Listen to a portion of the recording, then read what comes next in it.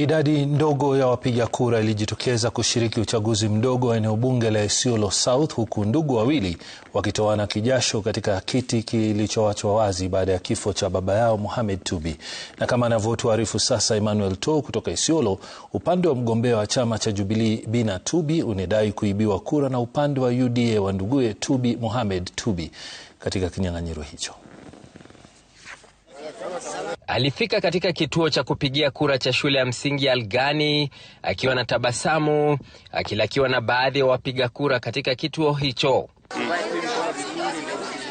Tubi Mohamed Tubi wa chama cha UDA anayemezea mate kiti cha ubunge Isiolo South kumrithi babake Mohamed Tubi, akipanga foleni kabla ya kukabidhiwa karatasi ya kupigia kura. Na baada ya kupiga kura, Tubi ambaye ni mdogo wa dadake alisimulia walivyofika debeni pamoja. Wajua siasa itambui ndugu wa madada, ila kuna mambo mingi kwa siasa. Kwa kila mtu ana goli yake. Kama mimi wazee walinichagua, wakaniwekea kilemba na kusema, so siwezi ongelea sana upande yake, ila niko focused upande yangu.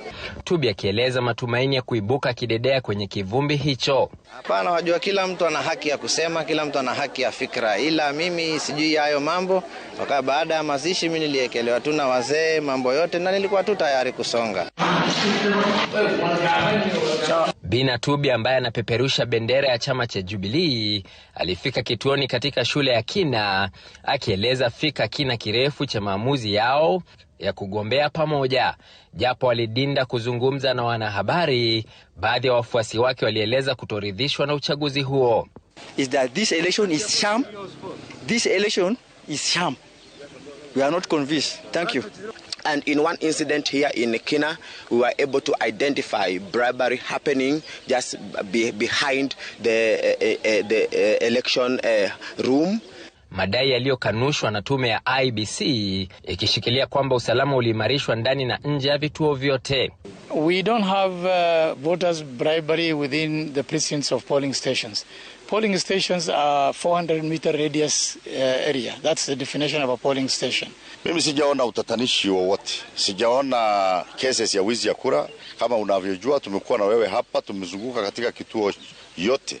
We are fully satisfied about the security arrangements in place. Haya yanajiri huku takriban 30% wapiga kura wakijitokeza, ikiwa idadi ya chini mno ikilinganishwa na chaguzi zingine za awali. Na baada ya pilika za kupiga kura, macho yote sasa yatakuwa yanaangaziwa katika shule ya upili ya Garbatula, ambapo zoezi la kuhesabu kura inang'oa nanga, huku wakazi wa eneo hili wakingoja kwa hamu na hamumu kujua mbunge wao atakuwa nani. Emmanuel To, runinga Citizen, Garbatula High School, County ya Isiolo.